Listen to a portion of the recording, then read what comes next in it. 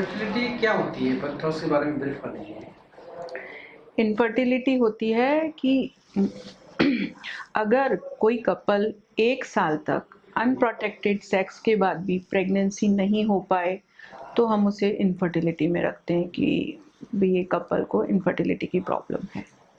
Infertility जो होती है सिर्फ फीमेल्स की प्रॉब्लम होती है, मेल फीमेल दोनों की प्रॉब्लम? नहीं, इसमें चूंकि आप भी सब जानते हैं कि बच्चा कंसीव करने में मेल्स की तरफ से भी स्पर्म आने चाहिए और फीमेल की तरफ से भी एग होना चाहिए, तो दोनों की ही प्रॉब्लम होती है, तभी इनफर्टिलिटी होती है। लेकिन एक की प्रॉब्लम हो तो भी हो सकती है दोनों में से, तो और जरूरी नहीं होता, कई बार दोनों की प्रॉब्लम भी साइमल्टेनियसली मिल जाती है कि भाई इसकी वजह से नहीं हो रहा है। इससे कोई सिम्टम्स या कोई लक्षण ऐसे होते हैं जिससे मालूम पड़ता है कि इनफर्टिलिटी की प्रॉब्लम है? कैसे मालूम पड़ेगा? वो तो बाय डेफिनेशन भी मैंने बताया कि भाई अगर 1 साल तक आप लोग प्लान कर रहे हैं, जब तक नहीं प्लान कर रहे तब तक तो कोई बात ही नहीं है। जब प्लान कर रहे हैं उसमें अगर 1 साल तक आप विदाउट बर्थ कंट्रोल के, विदाउट उसके कोई मेथड के आप अनप्रोटेक्टेड सेक्स कर रहे हैं और प्रेगनेंसी रिजल्ट नहीं मिलता है तो फिर हम उसे इनफर्टिलिटी में डालते हैं। इनफर्टिलिटी 2 तरह से होती है, प्राइमरी होती है, सेकेंडरी होती है। प्राइमरी में तो ये कि कभी भी एक बार भी उनको कभी प्रेगनेंसी नहीं हुई हो। सेकेंडरी में है कि एक बार कभी मिस्ड अबॉर्शन हो गया हो या कभी कोई प्रेगनेंसी रही हो, उनके पास लाइव प्रेगनेंसी हो, बच्चा हो और सेकेंड टाइम वो चाह रहे हो, तब उनकी अगर प्रेगनेंसी नहीं होती तो उसे हम सेकेंडरी इनफर्टिलिटी में कंक्लूड करते हैं। इसके लिए किस तरह से डायग्नोस किया जाता है? डायग्नोसिस में तो हमें दोनों ही फैक्टर्स को देखना होता है, कारण भी देखने होते हैं कि भाई किस वजह से हो सकती है। भाई अगर हम जैसे मेल का तो हम स्पर्म वो सीमन एनालिसिस करवाते हैं, उसमें लो स्पर्म काउंट होते हैं या उसमें कोई इन्फेक्शन आ रहा होता है और फिर या उसमें एबनॉर्मल शेप्स होती हैं स्पर्म्स की या उनकी मोटिलिटी कम होती है, तो उसमें हम मेल इनफर्टिलिटी के वो रीजंस बन जाते हैं। या बिल्कुल ही नहीं हो स्पर्म्स तो वो ऐसा ऑब्स्ट्रक्टेड कॉज हो या बनते ही नहीं हो, दोनों रीजन हो सकते हैं। तो उसके लिए डिफरेंट के टेस्ट पे जाना पड़ता है, पर इनिशियली हम सीमन एनालिसिस कराते हैं। अगर बिल्कुल ही नहीं आते हैं तो हम सोच सकते हैं कि भाई ऑब्स्ट्रक्शन भी हो सकता है। ऑब्स्ट्रक्शन अलग अलग लेवल्स पे हो सकता है, इजैकुलेटरी डक्ट में हो सकता है या टेस्टिकुलर से उसमें वास्ट डिफरेंस में हो सकता है। तो फिर हम उनके अलग अलग प्रोसीजर से उनकी जांच होती है और इनकेस अगर बन ही नहीं रहे हैं तो फिर हम उसमें LH, FSH, टेस्टोस्टेरोन वगैरह ये सब हार्मोन्स टेस्ट करवाते हैं, गोनेडोट्रोपिन्स करवाते हैं कि भाई कहाँ पे क्या प्रॉब्लम है जिसकी वजह से ये नहीं बन रहे हैं। और फीमेल्स में तो डायग्नोसिस एक बहुत बड़ा पार्ट है, क्योंकि मेनली क्या होता है फीमेल्स के 4 पार्ट में हम डिवाइड करते हैं कि भाई इन वजह से इनफे वो कंसीव नहीं कर पा रही हैं। सबसे पहले हम जाते हैं कि हाँ, अगर ओवरी पे अगर अंडा नहीं बन रहा है, अंडा किस वजह से नहीं बन रहा है कि भाई PCOD है या कोई अपने ये हार्मोनल डिस्टर्बेंस है या कोई प्रोलैक्टिन्स ज़्यादा है या कोई थायराइड की प्रॉब्लम है, तो ये सारे फिर हमें ब्लड टेस्ट पे और सोनोग्राफी पे जाना पड़ता है उसके लिए कि भाई PCOD है तो वो सोनोग्राफी में आ जाएगा कि भाई आपके बहुत सारी सिस्ट बनी हुई है, अंडा नहीं बनता है। फिर दूसरा आता है हमारे वहाँ से अंडा चला तो फिर वो ट्यूब्स के थ्रू बच्चेदानी में आता है। लेकिन अगर ट्यूब्स में हम देखते हैं कि रुकावट तो नहीं है, तो रुकावट देखने के लिए उसके डायग्नोसिस के लिए हम 7 से 8-9 डे तक एक टेस्ट होता है जिसे HSG बोलते हैं, हिस्ट्रोसल्पिंगोग्राफी। तो उसमें हम बच्चे वेजाइना के थ्रू, सर्विक्स के थ्रू दवा डालते हैं और फिर हम एक्सरे लेते हैं जिन्हें हम रंगीन एक्सरे कहते हैं, और उसमें हम देखते हैं कि ट्यूब्स के थ्रू वो दवा पेट में फैलती है कि नहीं फैलती है, कहाँ रुकावट है कहाँ। ये एक इनिशियल टेस्ट होता है, इसमें हम यूट्रस की शेप वगैरह और वो सब भी देख सकते हैं और साथ में ही अगर रुकावट है तो कहाँ रुकावट है, एक तरफ है, 2 तरफ है या अपने प्रॉक्सिमल पार्ट में है या डिस्टल पार्ट में है, कहाँ पे रुकावट है। फिर अगर फर्दर रुकावट मिलती है तो फिर उसके लिए हम डायग्नोस्टिक लैब पे जाते हैं कि भाई रुकावट कहाँ पे है, और अगर सेम सिटिंग में उसे ट्रीट किया जा सकता है, ट्यूबोप्लास्टी की जा सकती है तो वो भी करते हैं। तीसरा नंबर आता है अपने ट्यूब्स के बाद में बच्चेदानी पे। तो बच्चेदानी पे 3 चीज़ें होती हैं। अगर जैसे कि यूट्रस में, जैसे मैंने कहा, HSG जो हम टेस्ट करते हैं उसमें हम देख सकते हैं कि कोई कंजेनाइटल मालफॉर्मेशन तो नहीं है, जैसे कि कोई सेप्टा बन रहा हो, उसकी वजह से बच्चा नहीं लगेगा अगर यूट्रस में कोई सेप्टम है तो। दूसरा, अगर कोई बच्चेदानी में फाइब्रॉइड है तो भी कंसीव नहीं करेगा।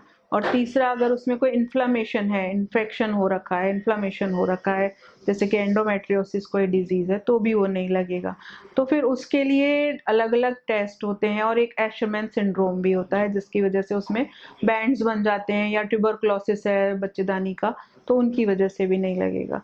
तो उसके जाँचों में एक तो आता है एंडोमेट्रियल बायोप्सी, तो वो हम करते हैं पीरियड आने के कुछ दिन पहले, और उसमें हम टीबी की भी जांच कर लेते हैं और एंडोमेट्रियम में और कोई भी अंडा बना नहीं बना उसके चेंजेस भी उसमें हमें दिख जाते हैं।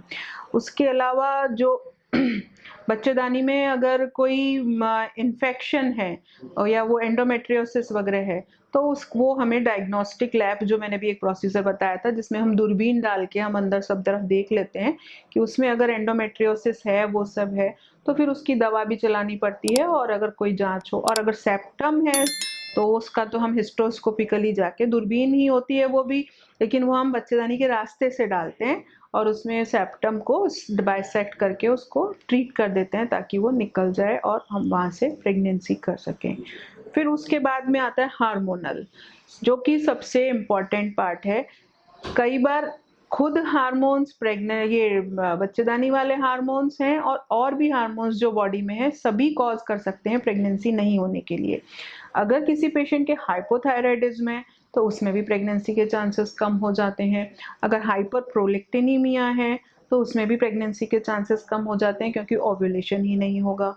और तीसरा रहता है LH और FSH का रेशो और ईस्ट्रोजन हार्मोन वगैरह, जो कि अगर डिस्टर्ब हैं तो अंडा नहीं बनेगा, बच्चेदानी तैयार नहीं होगी।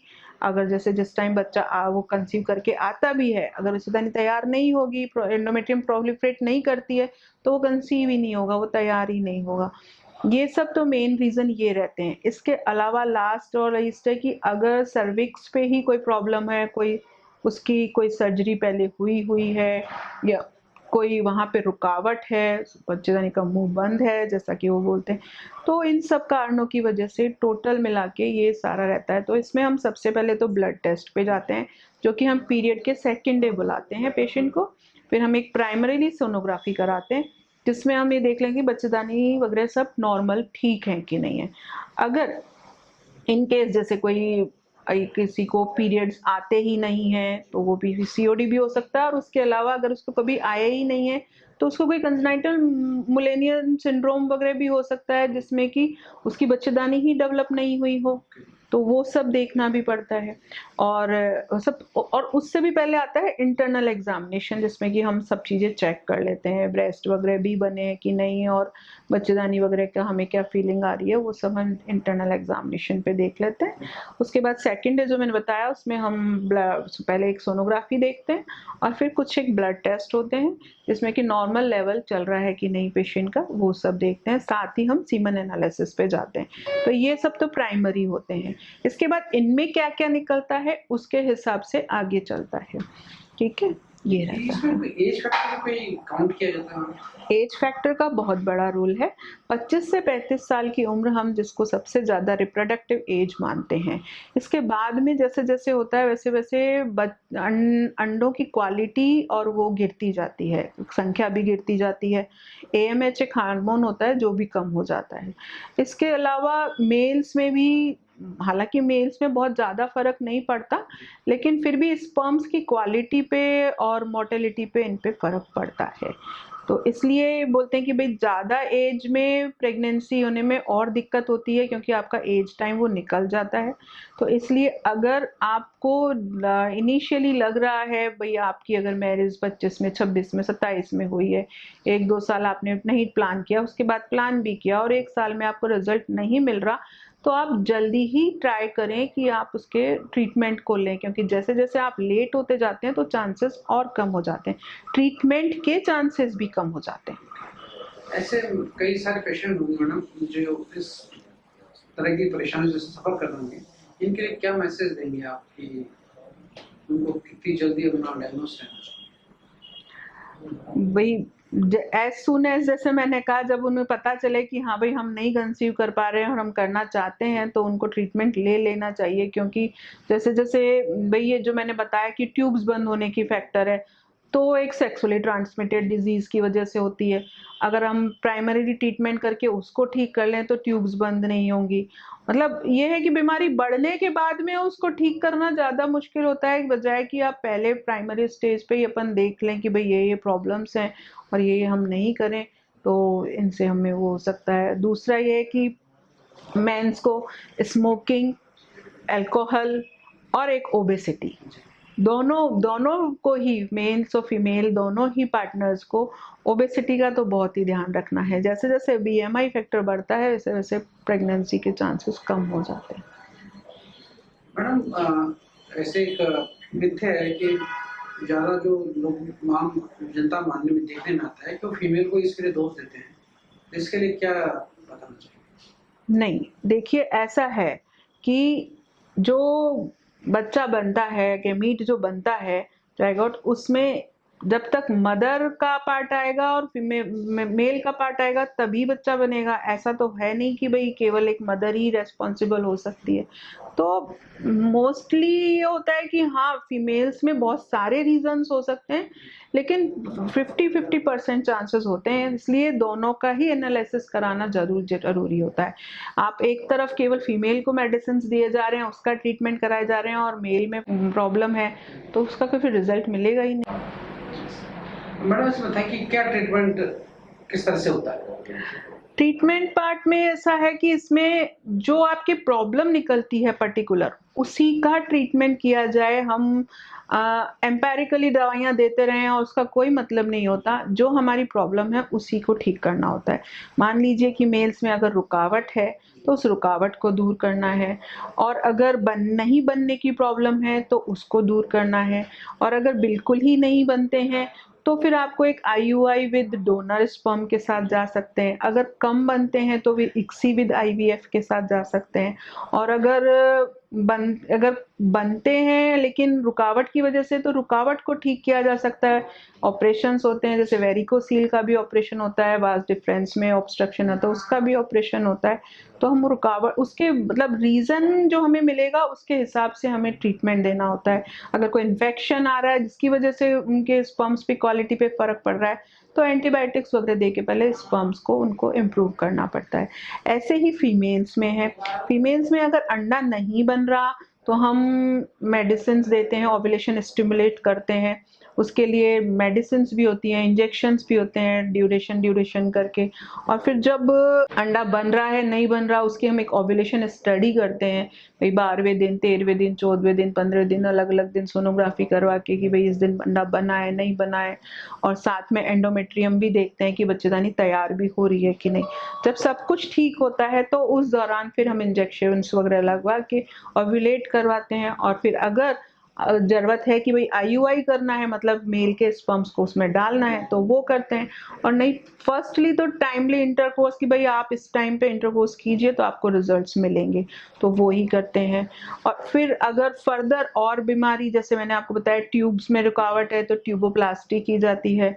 और अगर आगे है, अगर ट्यूब्स में ऐसी रुकावट है जो दूर नहीं की जा सकती, फिर तो फिर IVF ही एक ट्रीटमेंट बचता है ना। और बच्चेदानी में अगर प्रॉब्लम्स हैं, जैसे मैंने बताया सेप्टम है तो सेप्टम को हटाना पड़ेगा, फाइब्रॉइड है तो फाइब्रॉइड को हटाना पड़ेगा। इन द केस जैसे और अगर इनके जो कि इंडिया में सबसे ज़्यादा इम्पॉर्टेंट चीज़ है और ज़्यादा प्रिवलेंट है, tuberculosis. Genital tuberculosis is 30% cases में जेनाइटल ट्यूबरक्लोसिस कॉज होता है इनफर्टिलिटी का। तो वो ट्रीटमेंट करना सबसे ज़्यादा ज़रूरी होता है। अगर वो ट्रीटमेंट हो जाता है तो कई बार साथ के साथ, मतलब इधर ट्रीटमेंट कंप्लीट हुआ नहीं है उससे पहले ही कंसीव हो जाता है। मैडम, अभी IVF की बात है, IVF अगर इस तरह से किसी को कंसीव नहीं होता तो IVF क्या इसका सॉल्यूशन निकाल पाता प्रॉपर? IVF के चांसेस बढ़ जाते हैं। माना कि हम जो भी प्रॉब्लम्स हैं उनको हम बाय साइड करके वो करके हम मेन उस पे आ जाते हैं, मतलब हमने अंडा पहले इंजेक्शन दिवा के अंडा तैयार कर लिया, फिर अंडे को हम रिट्रैक्ट कर लेते हैं, फिर हम सीमन को बाहर उनसे वो कांटेक्ट करवाते हैं और उसके बाद एम्ब्रियोलॉजिस्ट जो है उसको जायगोट को जब वो बन जाता है तो फिर हम उसे बच्चेदानी में ट्रांसफर करते हैं। That is IVF procedure in toto. लेकिन इसमें भी बहुत सारे फैक्टर होते हैं कि आपने सब कुछ कर लिया और वो बच्चे को बच्चेदानी रिसीव ही नहीं कर पा रही है ना, तो वो नहीं लगेगा। तो फैक्टर्स मतलब आपका सब काम हो गया और उधर रिसीव नहीं कर पा रही तो बहुत दिक्कत हो जाती है। लेकिन उसके साथ में भी फिर हम हार्मोन्स वगैरह ऊपर से देते हैं, मेडिसिन वगैरह देते हैं ताकि अच्छे रिजल्ट्स मिले। 60 to 70% केसेस में इसमें रिजल्ट्स अच्छे मिल जाते हैं। मतलब अगर अब आप IUI पे सक्सेस नहीं मिल रही है, ICSI पे सक्सेस नहीं मिल रही है तो देन गो फॉर IVF। और IVF का भी ये है कि आप जितना जल्दी आप ट्रीटमेंट लेंगे ना उतना ही आपको इफेक्टिव ट्रीटमेंट मिलेगा। ऐसा है कि आप 40 के हो गए और उसके बाद कह रहे हो हमने तो IVF कराना है, तो फिर आप कहोगे कि हाँ सब डॉक्टर साहब रिपोर्ट आपके रिजल्ट्स तो नेगेटिव आ रहे हैं, तो वो तो जाएंगे ही। जब आपका ना अंडे की क्वालिटी है ना स्पर्म की क्वालिटी है तो डॉक्टर साहब तो नहीं कर सकते ना। तो इसलिए एज सून एज पॉसिबल सबसे पहले तो डिटेक्शन जरूरी है कि प्रेगनेंसी का, कि हमें इनफर्टिलिटी है, प्रॉब्लम है, उसको नकारने से कुछ नहीं होगा, उसको सामना करना चाहिए और उसका ट्रीटमेंट जल्दी से जल्दी लेना चाहिए। जो भी कॉजेज हैं अगर उनको दूर करने से ट्रीटमेंट हो जाता है तो वो बहुत अच्छी बात है, और लेकिन नहीं हो पाता तो फिर देन गो फॉर IVF, क्योंकि उसमें भी अगर लेट हो जाते हैं तो उसके रिजल्ट्स नहीं मिलते। Heart and EECP general hospital US FDA व अमेरिकन हार्ट एसोसिएशन द्वारा अनुमोदित राजस्थान का प्रथम अंतर्राष्ट्रीय मापदंडों के अनुसार हार्ट अटैक के मरीजों का बिना सर्जरी बिना भर्ती किए EECP द्वारा अत्याधुनिक इलाज।